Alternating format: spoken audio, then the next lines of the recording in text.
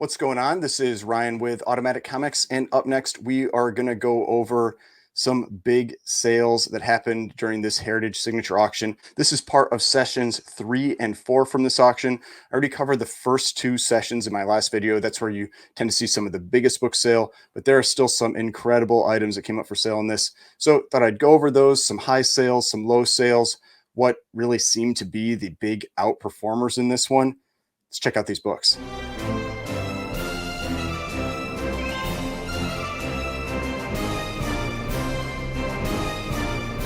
All right, so before we get started, please remember to hit that like button and hit the subscribe button if you'd like to see more content like this.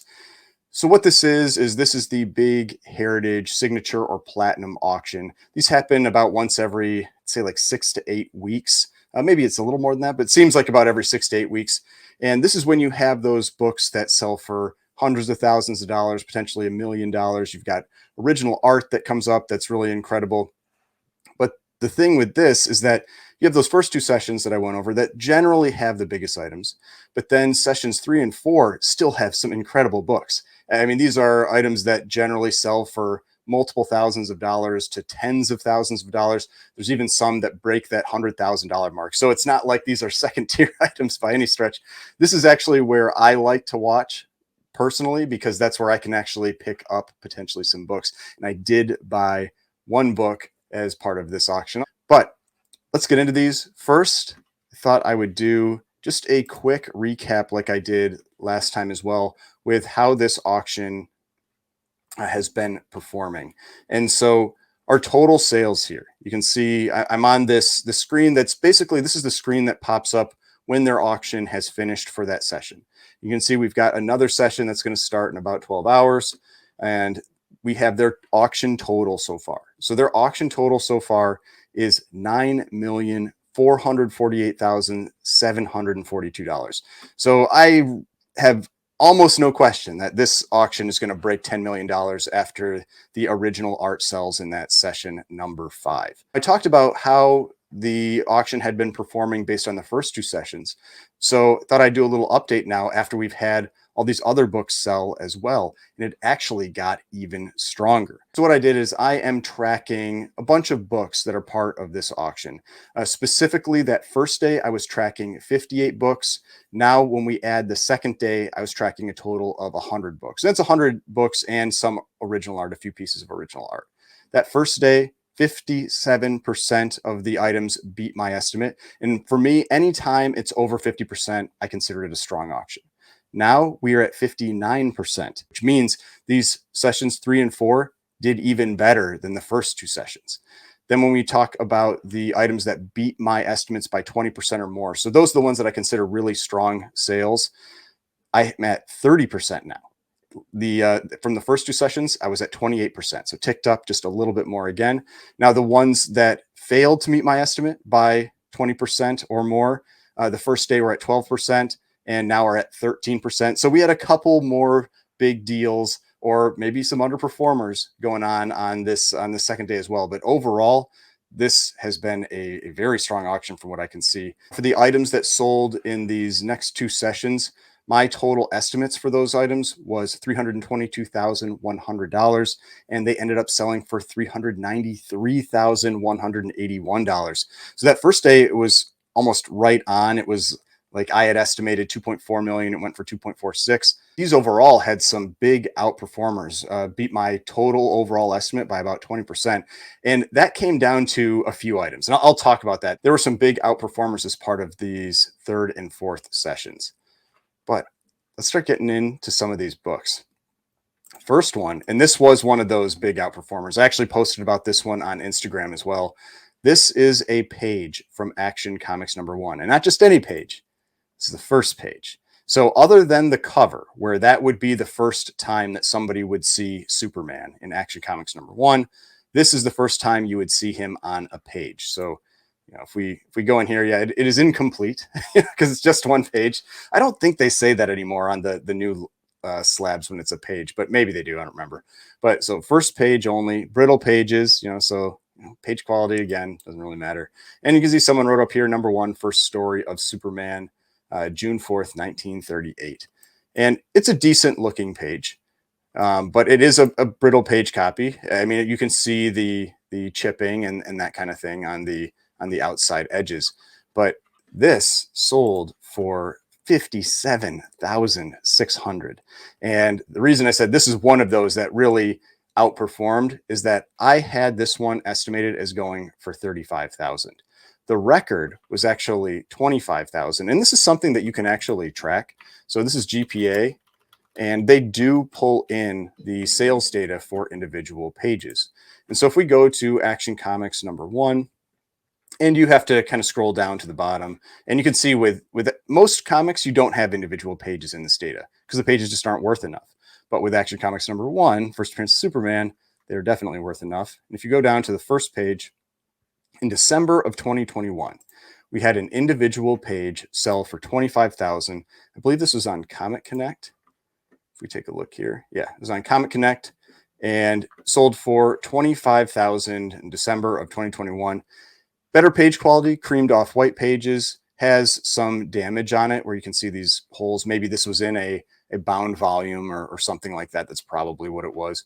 But you can see that first, the first page and the back of that page. And you've got a lot of imagery of Superman. You've got baby Superman, all this kind of stuff on here. And I mean, let me know in the comments, which page would you prefer more? Would you rather have this page that has some chipping on the edges, maybe a little more fading in the colors, or would you rather have this page that colors definitely seem deeper, but it has some holes and that kind of thing in it? Me personally, I'd rather have this page. I think this creamed off white page presents better, but I mean, this is a big number in my opinion. Now, when I posted about it on Instagram, there's some talk about it. It's like, well, it's a unique item. This could sell for anything. I mean, that's true with almost any of this stuff. I mean, so to me, all you can really do is look at historical prices, what things have sold for, and this page, which honestly I'd say presents better, went for 25,000 less than 2 years ago. Now selling for more than double that for what I think is a less appealing page. And so that just shows these big items, these big heroes, these rare items, there is a lot of demand for it. And this, it beat my estimate by 65%, was a really strong sale. All right, so now let's move on to the next item. And this actually isn't even a comic. This is a piece of original art. And this was one of the marquee items for this sale. And this was this Rob Liefeld depiction of Captain America. It is just basically a meme out there. It has been for a long time. Ever since this came out, you can see it back in 1996. And it's just a really weird perspective and depiction of Captain America. A lot of people have drawn kind of like homages to this after this was originally created as well, just kind of making fun of it.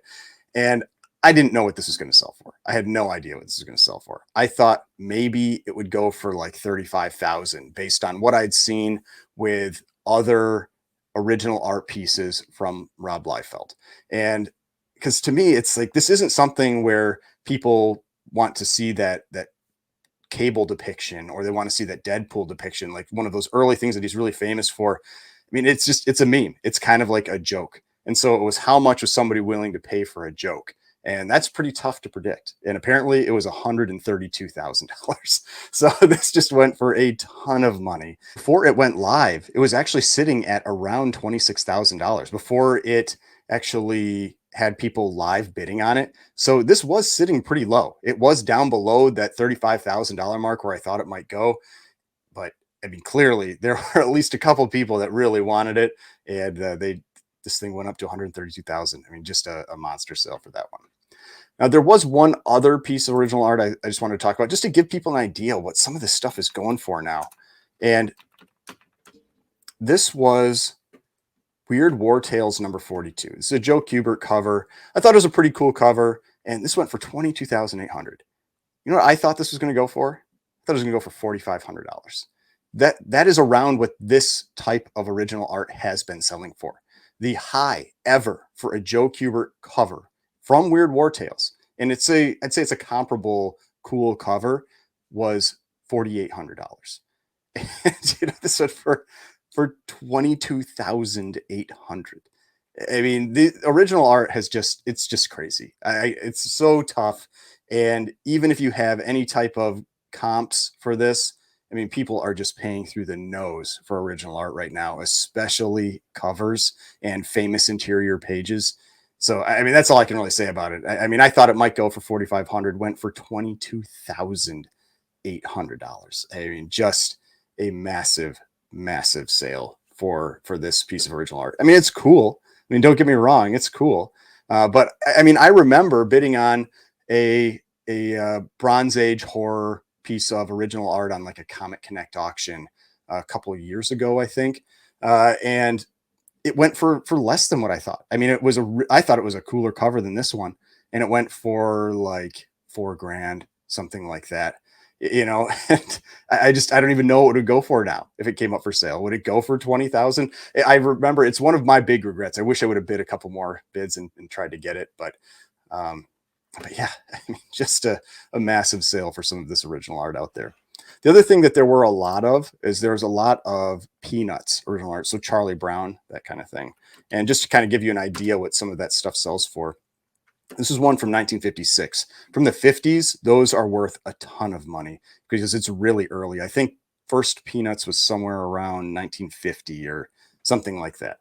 But 36,000 for just, this one little strip. Now these are bigger than you might think. I believe they're about 2 feet long. Yeah, so it's 27.25 by 5 inches. So it's not like this is the size of what you would expect from a newspaper, what you would see in the newspaper. This is actually something that would be a really nice display piece. It is over 2 feet long and over 5 inches tall. So that's one of the things that I think is pretty cool about these. It's not like it's something that's going to be a little newspaper clipping that you would display. It's actually pretty sizable.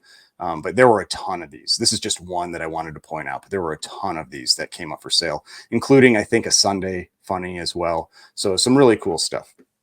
But let's get back into comics. So one that I just thought I'd point out because I have let mine go recently, and this one had a really strong sale. This was this all select #1.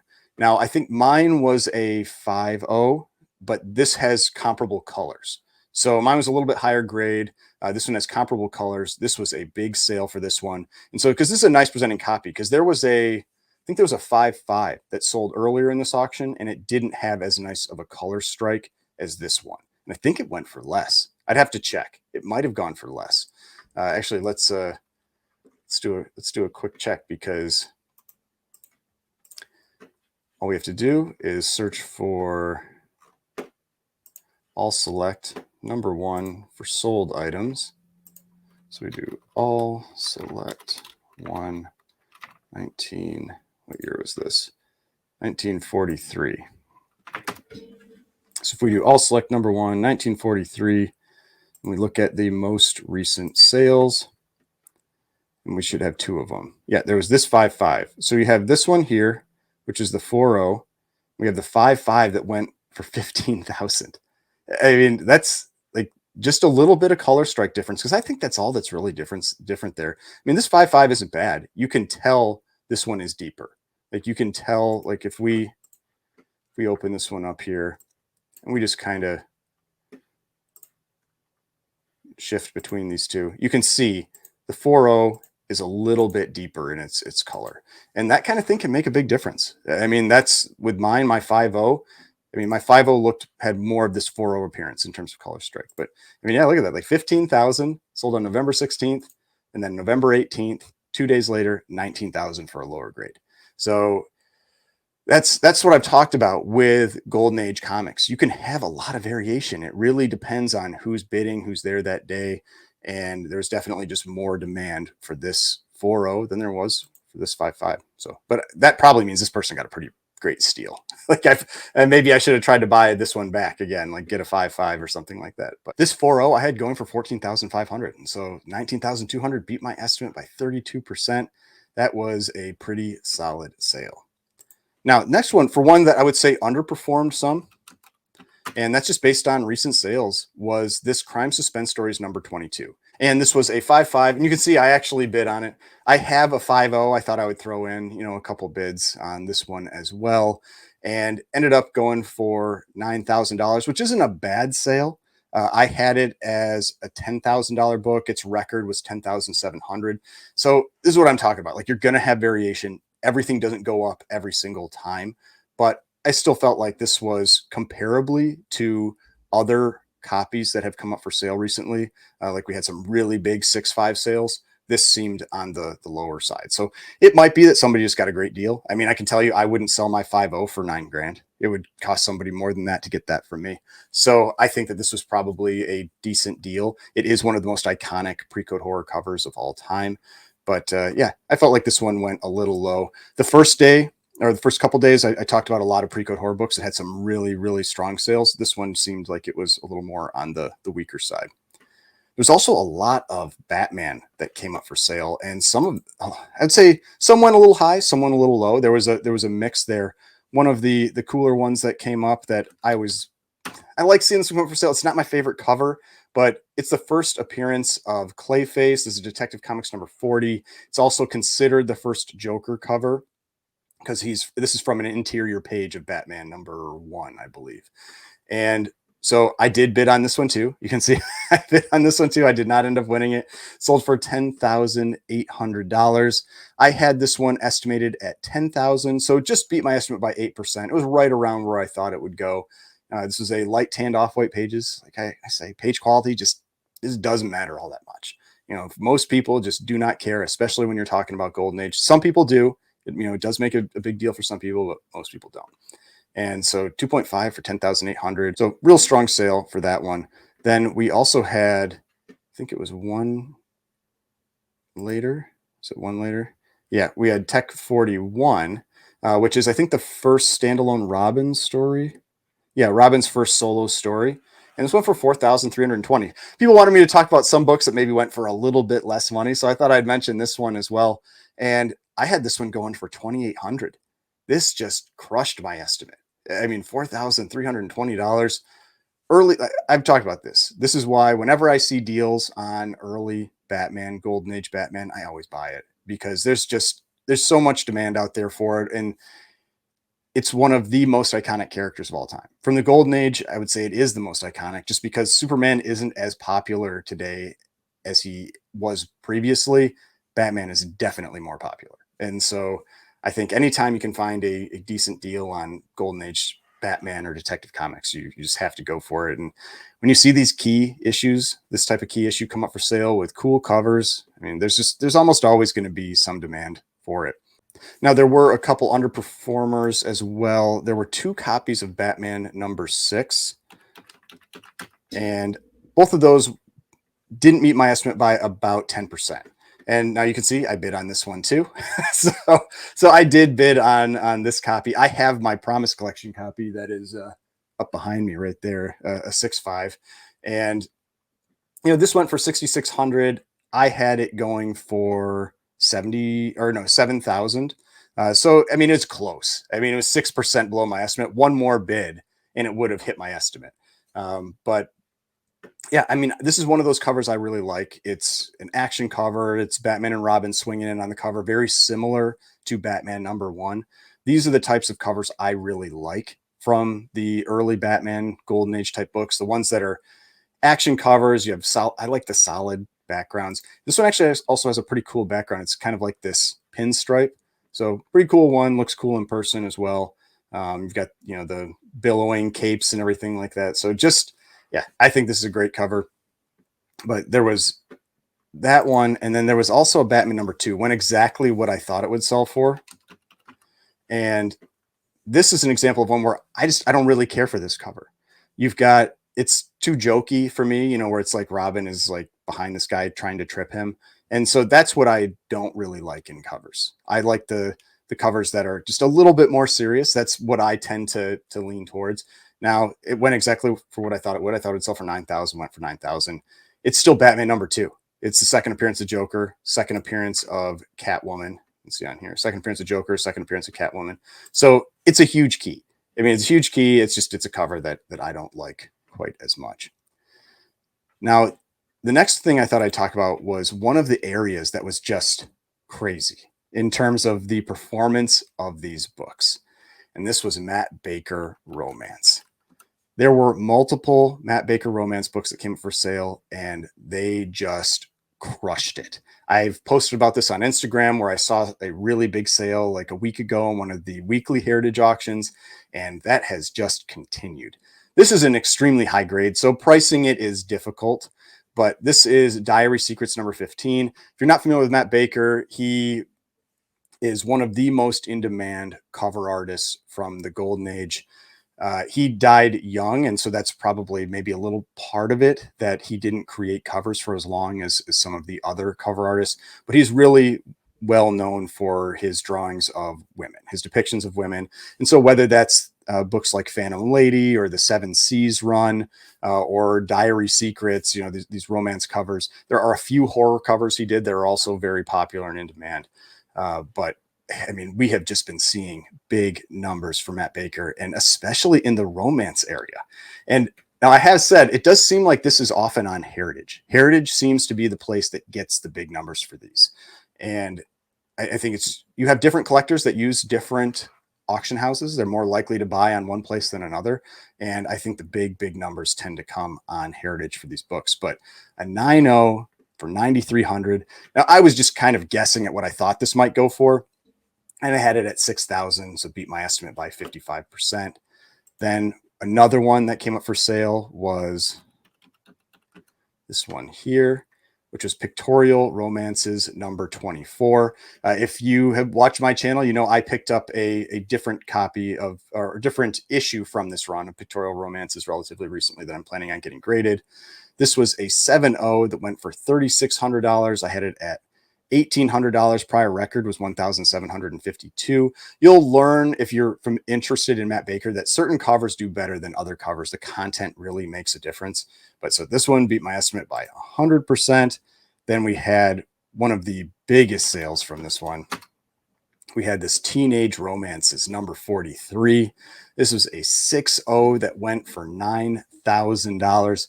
I know the person that picked this one up, and this is a really cool cover. I do really like this cover. This background has so much detail in it. It's almost like stenciling. It's like these really like detailed black and white imagery.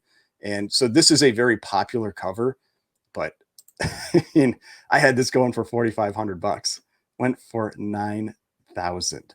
And so if you want to see that, what I'm talking about with these, we've got Teenage number 43. Now, a 6.0 had never sold before. So, I mean, that's one of those things, like kind of go for what they go for, I guess. I think the highest graded copy is a 6.5. You'll generally find that's true. Yeah, highest graded copy is a 6.5. You'll generally find that's true with these Matt Baker romance books. The highest copies tend to be around a 6. So that's why that 190 is extremely rare. But look, I mean, like a 4.0 in 2021 going for 1560, 3.5, 1100. And so I thought, for a 6.0, triple that, $4,500, and for 9,000. So yeah, the Matt Baker collectors are really going after these books, and I've just been consistently seeing that over and over again. So yeah, big sale for that one. Now, one of the books I talked about in my prior video when I did the preview was this book that sold, and it ended up, I mean, I'm not surprised what it went for, but I gave a warning about this one. This was this Witch's Tales number 25. It is a great looking copy, but if you haven't watched that video, this was the issue is that if you look at the grader notes for this one, ooh, what happened?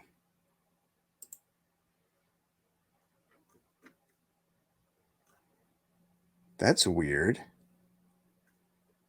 Wonder what's going on there. Huh. Let's try to figure that out. So 0318.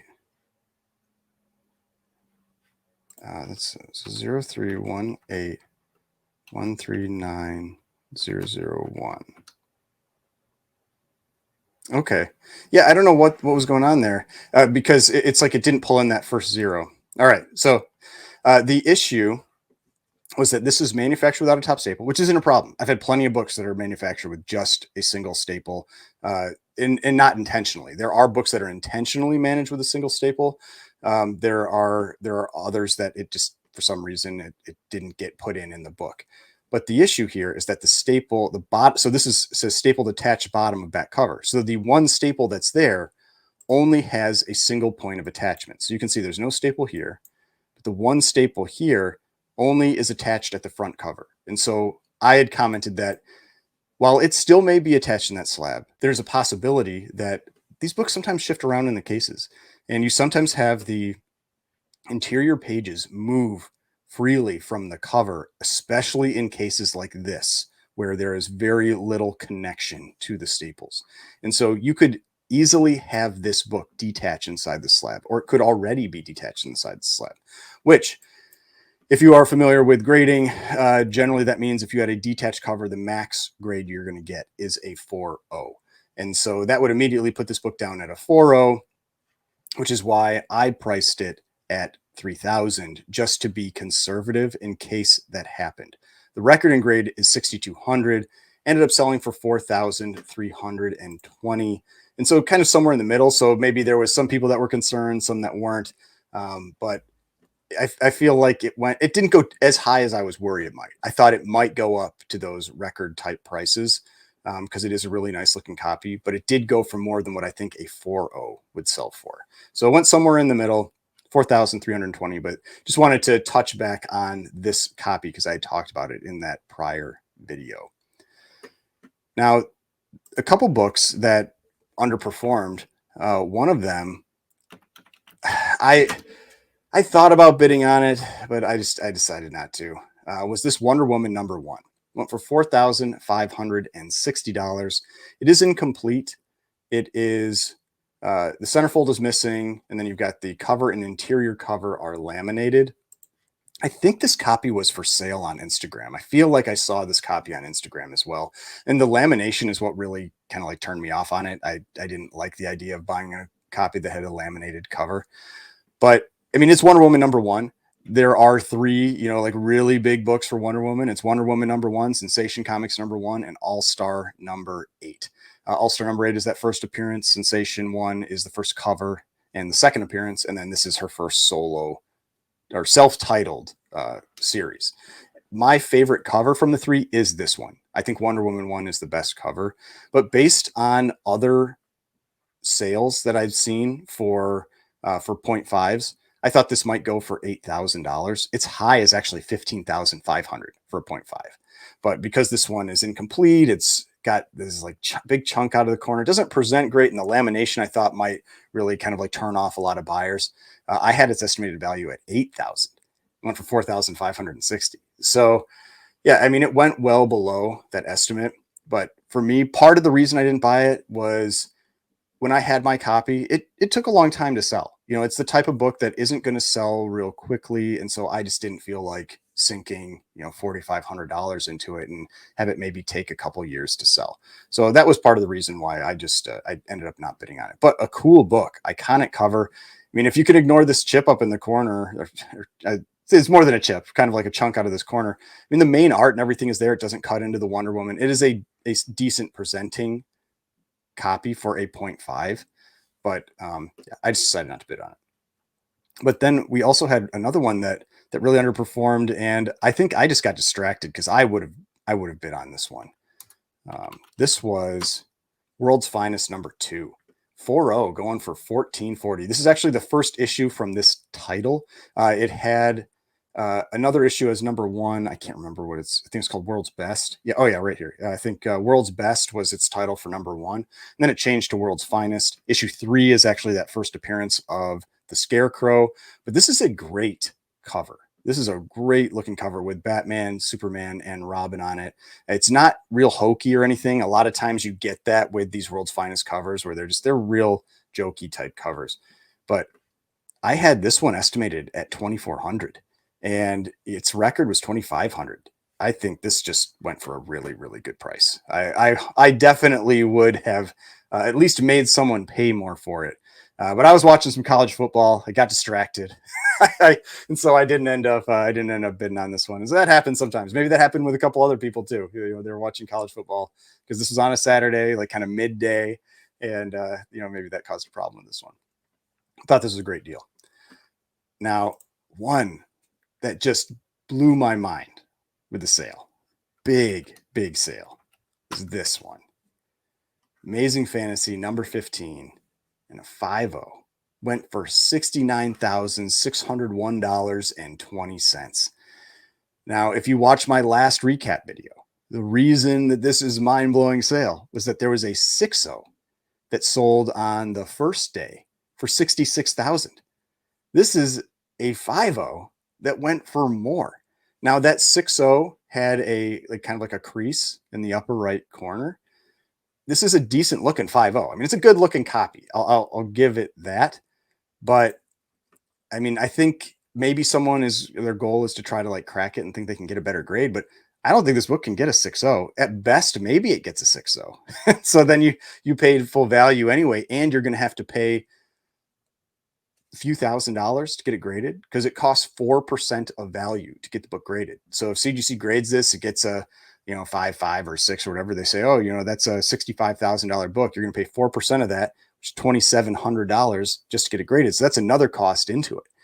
But it looks nice when you're zoomed out. So that's the thing. Like, it's like, oh yeah, this is way above a 5.0. But when you zoom in, you can see there's quite a bit of spine damage. I mean, you've got this reader's crease that extends the entire book. You've got a little more creasing here. You've got some tears kind of at the staples. Looks like there might be a small amount of splitting up here. It's hard to tell for sure if it's split or just kind of like some fraying. You've got some creasing along the top edge here.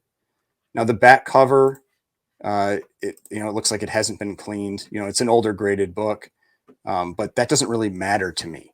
So when you're looking at this stuff for if you think it can bump up in grade, you've got to look at the limiting flaws. And the limiting flaws on this are those creases on that cover. And so, yeah, I mean, like you could clean up the back and maybe make it look a little nicer, get some of this dirt off the edges and that kind of thing. That's not where the flaws are on this book. The flaws on this book are on the front. And part of that is because you can see the staples are just slightly offset on the front cover. When you have that, when somebody is reading it, you get that crease right at the staple line. That's why that crease is there. It's because somebody was reading the book. I mean, that's what they're supposed to do. But that's why you get that crease there. That's why often the really high grade copies that you see out there of any book have the staples offset just a little bit to the back. Because then when they're reading it, they don't get that crease on the front cover. But yeah, I mean, with these creases, with this, this creasing along the top here, I mean, I think 5 to maybe a 5.5, and I think a 5.5 might be a bit of a stretch. I think it is what it is. I mean, it's a nice presenting copy. I mean, colors are great. There's no Marvel chipping, anything like that. But that was a big number. So if we look at Amazing Fantasy 15, just kind of so you can get an idea what I'm talking about here. I bet that first sale has already been pulled in. I don't know if this one would be yet. Let's see. Is the 5.0? No, the 5.0 hasn't been pulled in. So, I mean, look at this. A 5.0 in July sold for $43,200. We had this 6.0 that I was talking about sold for $66,000. And that was pretty much right in line where I thought this book should be selling. And then we have now this 5.0 that's going to pop up at $69,000. I mean, we had a 4.5 sell for $36,000 in September. This is almost double for half a grade point. I think that I wouldn't have paid that. I think that this is way too much paid for this book. If the person thinks that they're going to be able to crack it out and get a higher grade, I don't think they will. And maybe a 5.5, but that's just my take on it. But yeah, it's a nice presenting book. It's just, I think that was in the current market for Amazing Fantasy 15. I think that was too high because I've talked about Amazing Fantasy 15 a lot. I think that it's come back down to where you want to buy it, but not if you're paying 50% more than the last sale. I mean, when we look at a 5.0, like look at this trend. Like that's what I'm talking about. We're generally back down in the trend now for Amazing Fantasy 15, but this 5.0 is going to be way back up here. You're way outside the trend again. And so just my take when I talk about books and I say like, oh, I think it looks like it's a good time to buy that book. That means buying that book in the price range that it's going for today.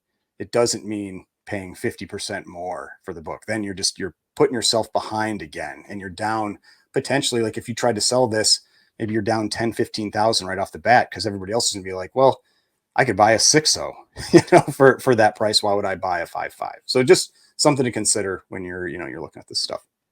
Now, sticking with some more modern books, I always like talking about some of the modern stuff. I like some of these modern variant covers. And this is one that I like this cover. This is Edge of Spider-Verse #2, but it's the variant edition. This is a book that got really, really expensive during the comic boom. Record sale was $13,000. It has been trending back down. This isn't a surprise, it going for 5,040. I had it going for 4,000 just because I have seen that trend going down, but it's had some sales around 5,000 relatively recently too. So it did beat my estimate by 26%, but it's not a big shock that it did. But yeah, I mean, first appearance of Spider Gwen, you've got that variant cover. I don't remember it's a 1 in 25. Okay, so it's a 1 in 25, estimated at a little over 60,000 copies. And yeah, I mean, I think that this was a reasonable buy, one of the most popular, more current characters that's out there. And so I thought this was a cool book. I always like talking about these ones because there was supposed to be an Ultimate Fallout 4 Djurjevic 9.8 that was in this, and whoever was selling it pulled it. And I was a little upset about that because if you watch my channel, follow me on Instagram, I talk about that book a lot because I think that book just got stupid expensive, just way, way too expensive for what it is. It's the first appearance of Miles Morales. It's the variant as well, the 1 in 25 variant for it, and it got up to over $40,000. And prior to the comic boom, it had been like a $2,000 book. And so when you have something that jumps 20x, you've got to be cautious about it. And it's been coming up for sale, and it's been selling at kind of like lower and lower prices. It's had a couple sales in the last Heritage auction as well. I think there were 2 or 3 of them in the last auction, and it had been getting down below 20,000. The CBCS copy actually went really low. Let's see, you can check that one out. So if we have Ultimate Fallout for 9.8 variant. So if we look at so we've got it by most recent sales. So we had the CBCS that went for 12,000. So that's this one right here. This one went for 12,000. In that same auction, we had a 9.8 go for 20,400. And then, oh, that's right. There were supposed to be 3, but somebody pulled it from the main auction, the big signature auction, and put it in the weekly right before. I think they wanted to try to get their copy out first. It went for a little bit more, 21,600. But I thought if this one had come up for sale in this auction, it might go for like 14 or 15. And I think maybe the person got cold feet, or maybe they sold it somewhere else. I don't know. And they decided to pull it. So that one didn't end up selling and didn't, get pulled into all these sales. Cause I mean, yeah, if you go back here, you can kind of follow the trend of this book, and going back to 2021, 14,000. And if you actually look at, the GPA of this one, you can see what I'm talking about, where and that's the thing, it didn't end up in these big Heritage auctions until it actually got to those really big numbers. It was selling on other places. But we have the 9.8 variant, and up until 2019, even early 2020, $2,500 was a low sale in 2020. Then you had to 9,000. Then it started going crazy. 2021, 2022, and actually had its highest sale this year in 2023. And there might have been a higher sale on a different site, like maybe on Comic Link. I don't remember for sure. But we had this $43,000 sale, and that was the peak. And so up about 20x from where it was just 3 years prior. And you can see this sales trend here. It's like 14.4, 28.8, 40,000, 36, 43. We got a signature copy for 32. And then this is where it started coming down. It's like this, you had this big sale in January of this year for 43,000. And it's just been gradually selling for less and less each time it comes up. And we are now at about 20,000 on the public sales, the publicly available sales. But I've seen copies come up on like Instagram, and people aren't paying this, they're paying less. So it would have probably gone for less, and been interesting to see what it ultimately would have gone for. But too bad that it got pulled. But another one that I thought was really cool that came up for sale was this one, because I don't think has ever sold before. This is a Incredible Hulk 181. You can see green label, 9.8. It is missing the Marvel value stamp. So a 9.8 missing the Marvel value stamp. There was a 9.8 complete that sold earlier in the same auction. That one went for 66,000. So this is where you can get an idea of kind of like what that impact has. And so this one, 9.8, went for 9,600. I wasn't sure what it would go for. I thought it might go for 12,000. That was my rough estimate. Went for 9,600, but that's one of those where it's like, it is what it is. I mean, it's never come up for sale before.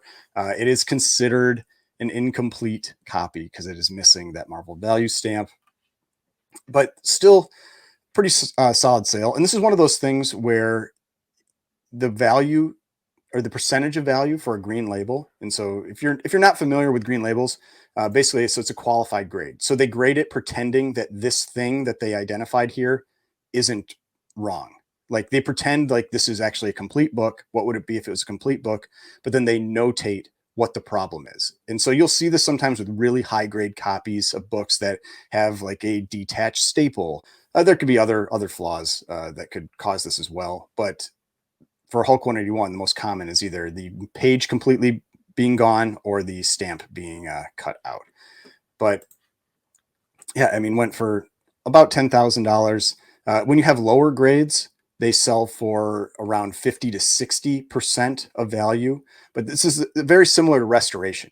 If you have a book that is a high grade restored book, it sells for a smaller percentage of the unrestored book. And same thing here. You have a high grade qualified book and it sells for a smaller percentage than if it was a lower grade. And so that's what I mean. If you had like a 3.0 qualified that was missing the Marvel value stamp and pretend the Universal would go for, I don't know, 2,500, the 3.0 qualified might go for 1,600. And so then that's like, 60% or something of the value. But in this one, it's going for 10,000 versus 66,000. So it's about 15% of value. And so that number, there isn't a fixed rule. It adjusts as you move up through the through the grades.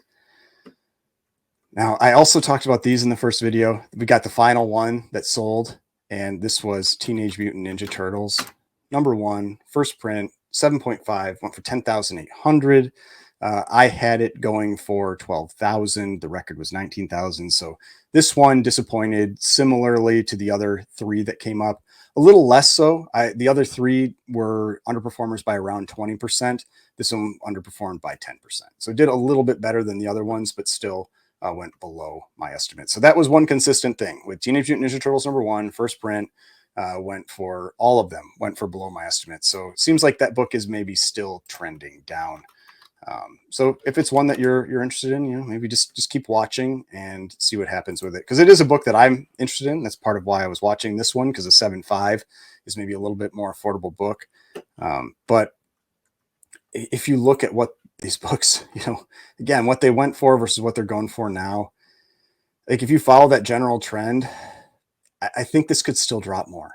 I mean, we look at prior to the comic boom, 7.5 was give or take a $4,500 to $5,000 book. It was the earliest books. Teenage Mutant Ninja Turtles #1 was really like the first book to start spiking in the comic boom that I really noticed.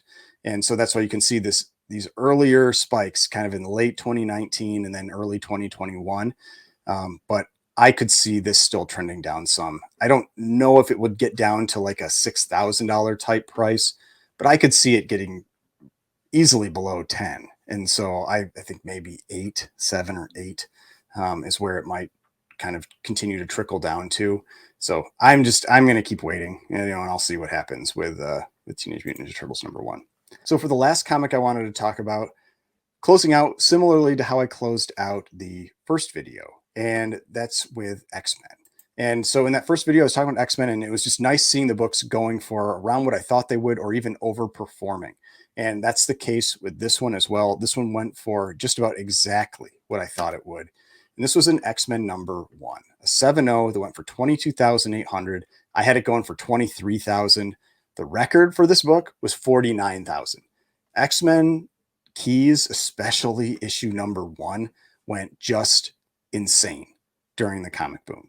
And so if we take a look at X-Men #1, And you know, who knows? Maybe now's getting the time to buy it because we've got X-Men potentially come to the MCU. But man, now I'm not counting on the MCU to help with with prices or anything like that.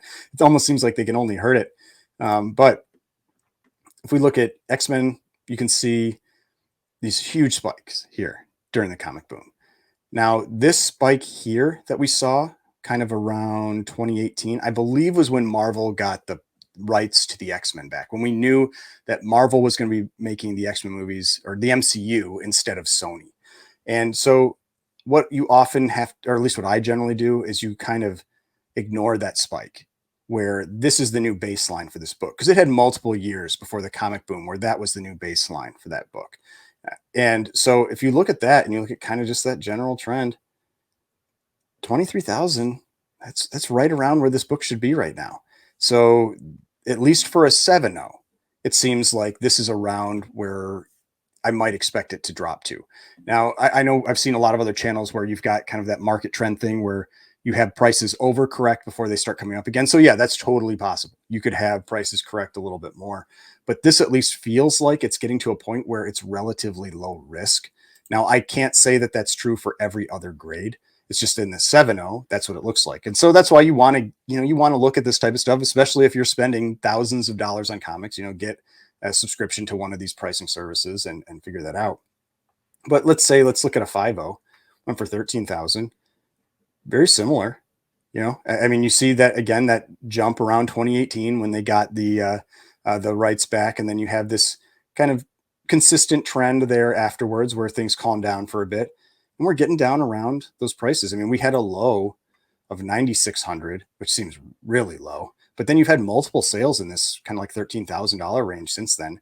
And so, yeah, this one seems like around 13. It's probably a pretty reasonable price for that book. So at least looking at a couple grades for X-Men #1, seems like this is relatively similar to what I've talked about with Amazing Fantasy 15. Seems like it's kind of gotten back down in line, and the risk of picking up a copy is relatively low. Now, caveat, not if you do like what happened with that Amazing Fantasy 15 5.0 and pay 50% more than the last sale. But if you are, if you're buying around that current pricing, then yeah, seems like X-Men #1 is looking pretty good right now. This is also a nice copy. So I have talked about this in other videos before. There are two, they're not really variants, but you call them kind of like different print strikes or color strikes that you see with X-Men #1. This is the one I prefer. This is the one where you've got this deep green here, and it overall makes the cover look better, in my opinion. Because a lot of times, and this one too, like you can see like the back, the white, it just gets a little like tan. It's not even, I don't know if I call it tan, but I call it dingy or something like that. It's not super bright white. And this makes it look a little bit better than when you, let's see, I can probably find another copy. Let's see. I don't know. Maybe we'll see what the 49,000 one. No, that has the deep green. So let's find another one. Eventually, we'll probably find one with the light green. Yeah. So then you have one like this, and this one isn't super light. They do get a little bit lighter than this, but if you jump between this copy and this copy, you can see the difference in the color in this corner box, and then right here the green. And it also tends to be, it seems like the reds are deeper on the ones that have this darker green too. I don't know if it's just a visual trick, but that's the copies that I like. If I was going to buy an X-Men #1, it would definitely be one that has this deep green on the cover. Visually, it appeals to me more. But yeah, those are all the books that I wanted to talk about. I know, again, this is another long video. Hope you enjoyed this, saw some cool stuff, got an idea for, again, some of the pricing that's going on in the comic market right now. There is definitely a difference because I had some people, comment on this. I've talked about this before. There's a difference between the high-end market and the low-end market. And I mean, I know Mickey talks about current economic conditions and that kind of thing a lot of times on his channel over on Swaggle House Comics. And that's definitely true. On the lower end market, if you're going to have someone that's much more impacted by price changes and things like groceries and gas and everything like that, that's going to hurt the ability to buy comics in that market, because comics are often kind of an extra income type thing, when you're making those purchases. But at the high end market, somebody that's spending $22,000 on an X-Men 1 or $132,000 on a Rob Liefeld original art piece, that person probably doesn't care as much about the prices of groceries going up 50%. It probably doesn't affect their world very much. And so that's just something that you always have to consider, that when you're talking about, different types of prices, the market, everything like that, you're going to see variation between the high end and the low end. And I think that's what we're kind of seeing right now, because this was a really solid auction. I mean, like I said at the beginning, I had 59% of the books that I was watching beat my estimates, with 30% of them beating them by 20% or more. I mean, overall, just very solid sales for these books. So just something to always think about when you're talking about the comic market. It's not necessarily just black and white. There are shades of gray that come into this. But hope you enjoyed this video. If you'd like to see more videos like this, there should be some more videos on the screen, somewhere around here. Subscription button should be down in the right-hand corner, and I will see you in the next video.